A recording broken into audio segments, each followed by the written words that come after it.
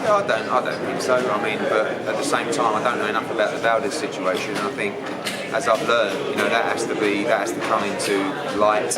I'm sure there'll be an investigation, and the truth will come out. Obviously, I have a close relationship with Eddie Reynoso. I know him extremely well.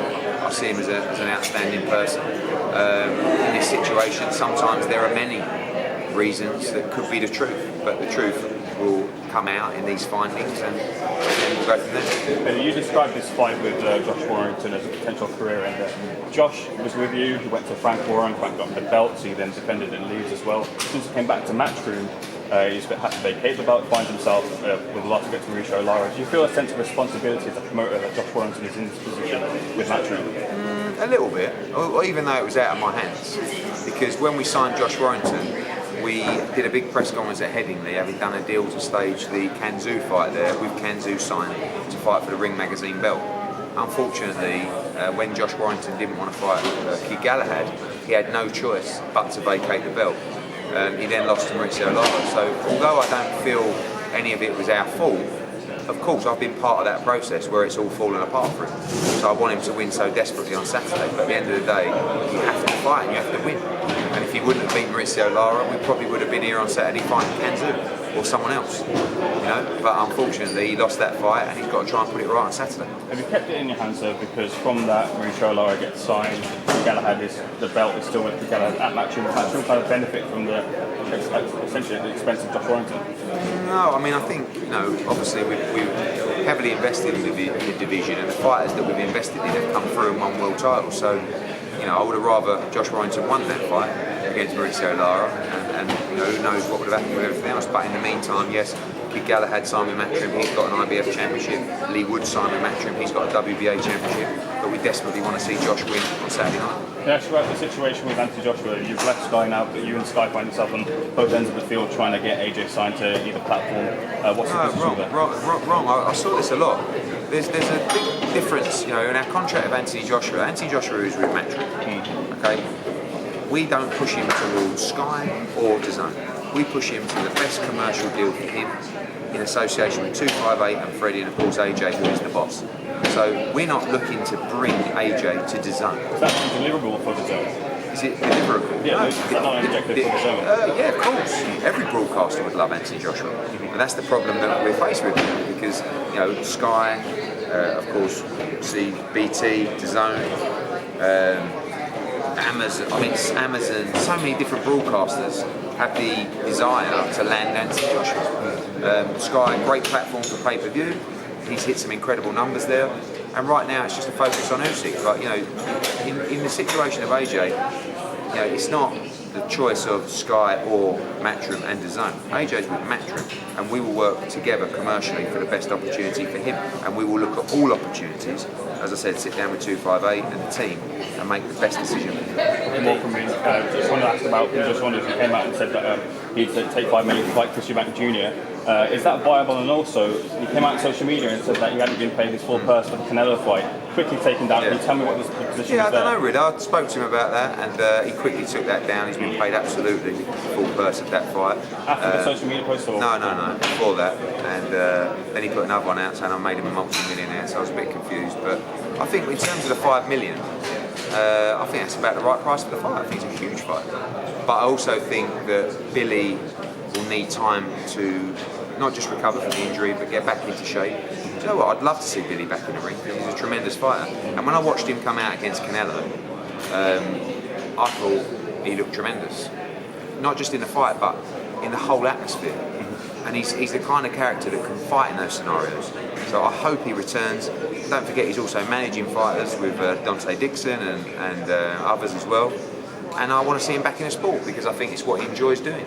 So I think it's been difficult for him to deal with that defeat. But I hope we see him back in boxing. Final one from me. There was a period during the coronavirus where you and Frank Warren were talking about meeting up and having conversations and getting fights sorted. The coronavirus period has kind of settled out, rings out, everyone's been jabbed hopefully anyway. There's no excuses now for you and Frank Warren to meet up and have those conversations. Why haven't they happened? It's not really been on the radar. I mean, to be honest with you, no one's really followed it up. I felt the whole thing really. You should be firing up, shouldn't you? Really? No, I'll just do what I do. I'm the best in the business by an absolute country mile. Hopefully you could be the same. Cheers, Eddie.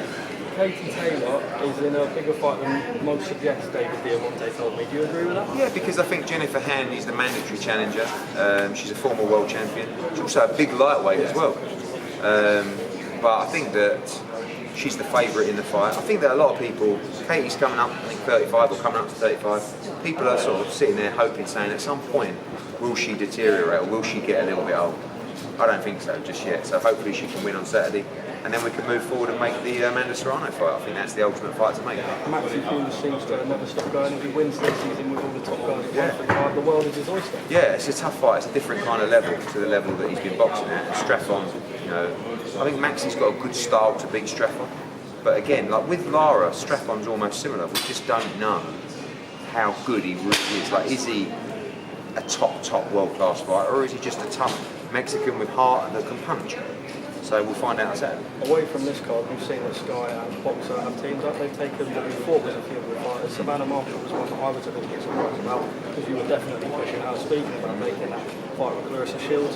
Thoughts on that? How did that sort of come about? Peter Fury said the opportunities perhaps weren't there. Yeah, I mean, I think when different fighters, I think Savannah was the only one that I was a little bit surprised by, but at the same time, she's been a Sky scholar for I think 8 years. She's very close with Adam Smith.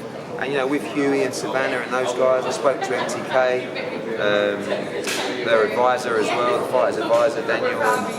Like, he dealt with Sky and they presented with an opportunity. And Peter texted me actually to say, look, we've got this opportunity. And he said, like, be honest, is Huey really part of your plans? And when you look, it's such a big opportunity for the likes of Huey Fury, because his last fight with us was with Marius Wack, who I think he was third or fourth fight down on the card. Now he fights Hammer, he's main event, so he's going to get loads of attention. So some fighters that might not have had the attention from Matchroom could now get the attention at Sky. And also a lot of fighters that couldn't even get on TV are now getting on TV, the younger fighters. So it's great for boxing. It would have been really disappointing to see Sky walk away from boxing after not just what we've done, but what they've done in boxing. They've been there a long time. 2 minutes to just finally on me, Josh Warrington this week, and I know you mentioned it, but if he loses here, is there any way back? I think so. I mean, I think he could still move up and fight a super featherweight. It's a great division. But back-to-back defeats are always difficult.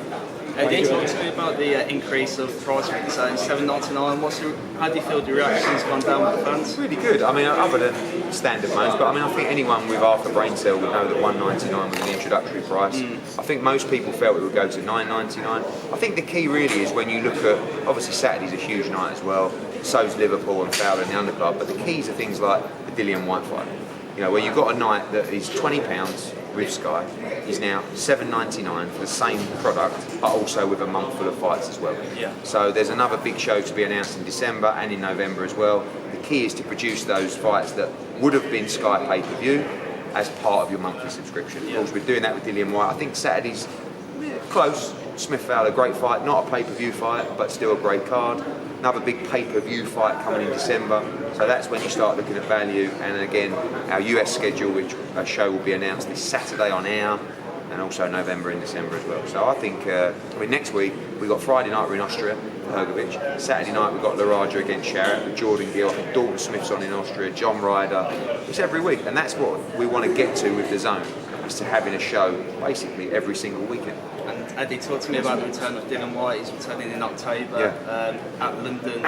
Who's he going to be facing? Will it be Franklin? Will it be Charles Martin? I like the Areola fight, to be honest with you. I mean, he wants to fight Andy Ruiz, and I think they had a good fight last time out. I think Whyte against Areola would be a war for how long it lasts.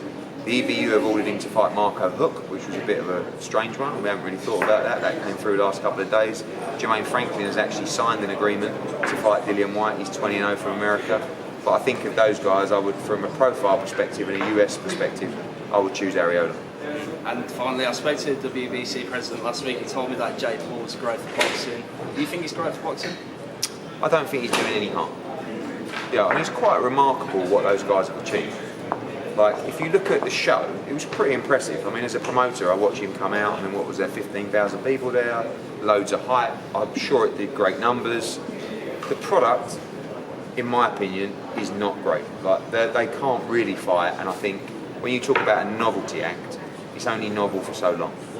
But you have to respect what they're doing, and at least he's fighting. Like, he's better than some fighters.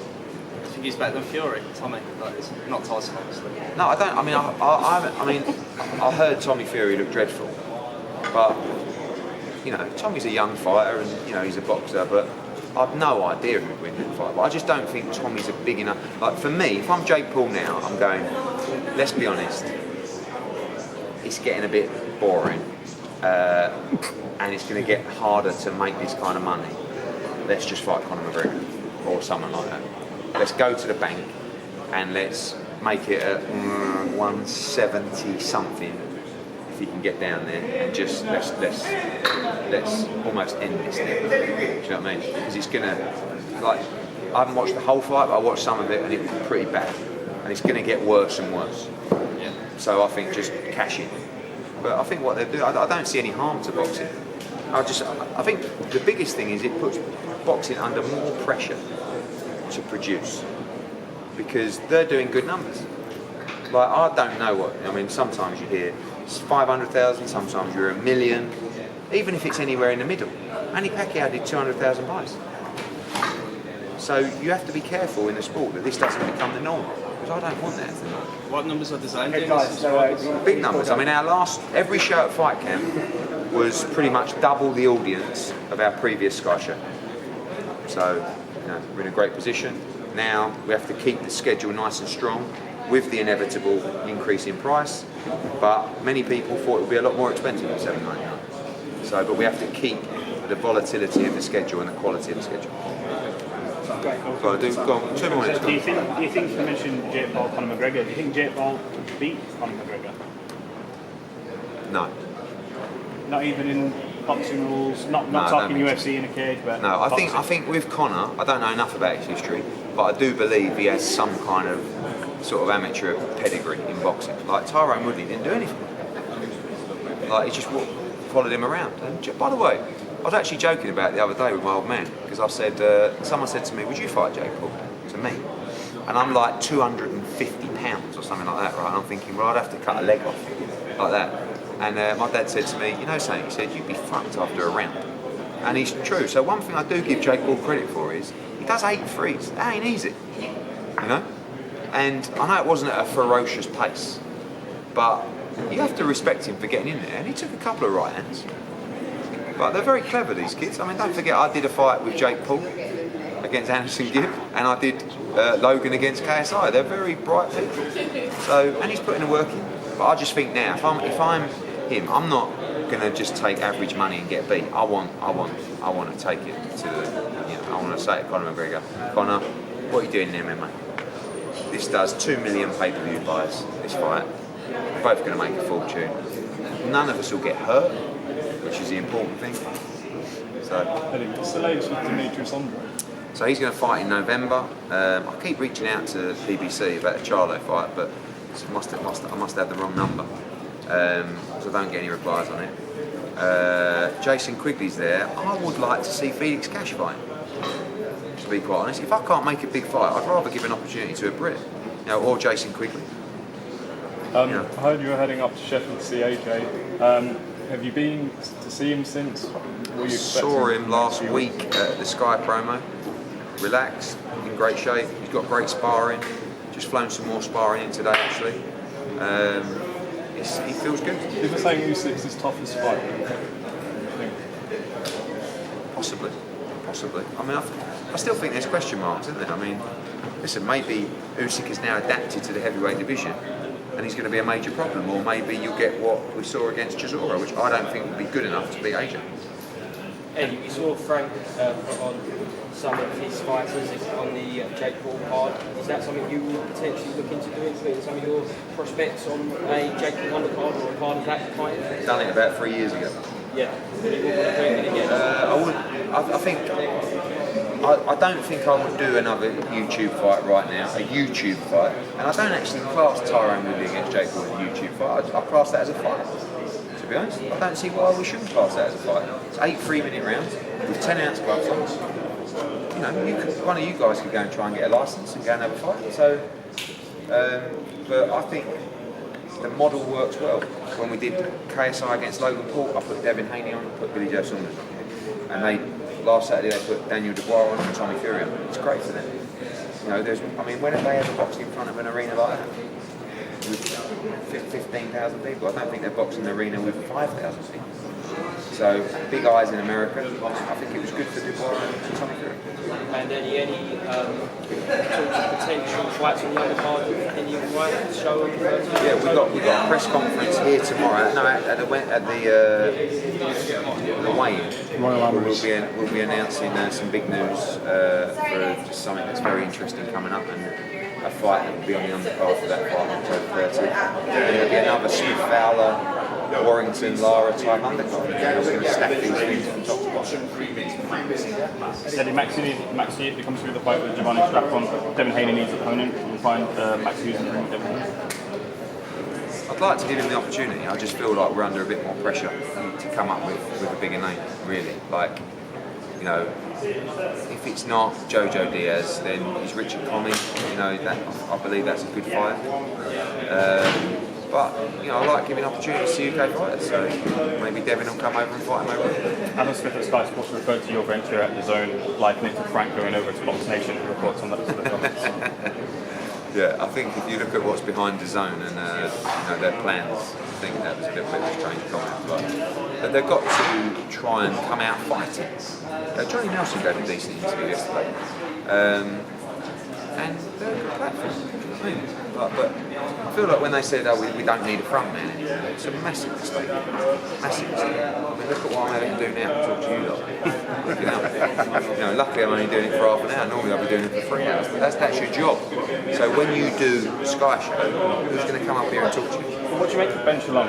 Is it the right choice to come along with Alcester, Callie Sullivan, Steve Wood? I mean, fair play to him. Like, I don't really know anything about him. I mean, I've seen a few stories or whatever. I don't really take any notice of that till you meet someone. But I don't, you know, we've got to, I was talking to some fighters about it yesterday.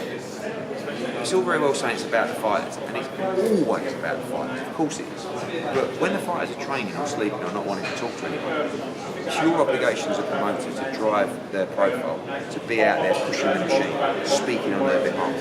And that's what I do for a living, and any promoter will do that. Callie Southern will do that. So this guy, Ben, his obvious approach is I don't do interviews and I don't do, but that's, you know, you're not really a promoter if you do. I mean, Al Heyman doesn't either, but he's an advisor, he can do that from the other side. The promoter's job is different.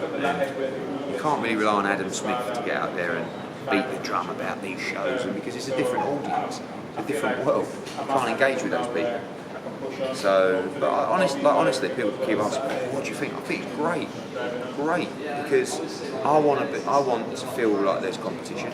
I want my broadcaster to feel like there's competition, because they'll be even more aggressive.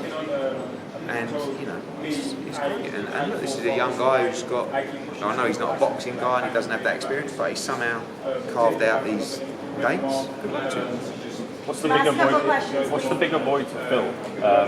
Sky losing someone like yourself, or does a Matchroom losing the big machine at Sky Sports? We wouldn't have left Sky Sports. You know, they made us multiple offers to stay. I couldn't turn down the opportunity of it. This is on another level what we've been able to produce. Sky losing me, listen, Sky are a massive organisation. In terms of Sky losing me for their boxing, I don't want to sound arrogant, but you can't replace me at what I do. At what I do. Right? You can replace shows, I'm sure you can sign fights, but you can't replace me. And fair play to them, they've decided not to. Because they just said, look, we're not going to get another Eddie, so let's do things differently. And time will tell whether that works or not. But honestly, good platform, good people, wish them all the best. Can I ask one quick one? If Jake Paul and Tommy Fury were to, obviously the money is in the US, but for Tommy Fury, the profile isn't it? I don't think that's so a big would they have to have that fight in the UK? Yeah, but then you lose That's the what I US mean, money. that- Yeah, I actually don't think Jake Paul against Tommy Fury is a very big fight at all. But, you know, Would Conor McGregor be up? I don't know. Listen, Conor's a legend, isn't he? He can do what he wants. But he loves it, he loves his money. And I bet he thinks he'd beat Jake Paul. The problem is if you lose to Jake Paul, you have to get one of those fucking tattoos, don't you? Cheers, Right, see you later, guys. Nice one, brother.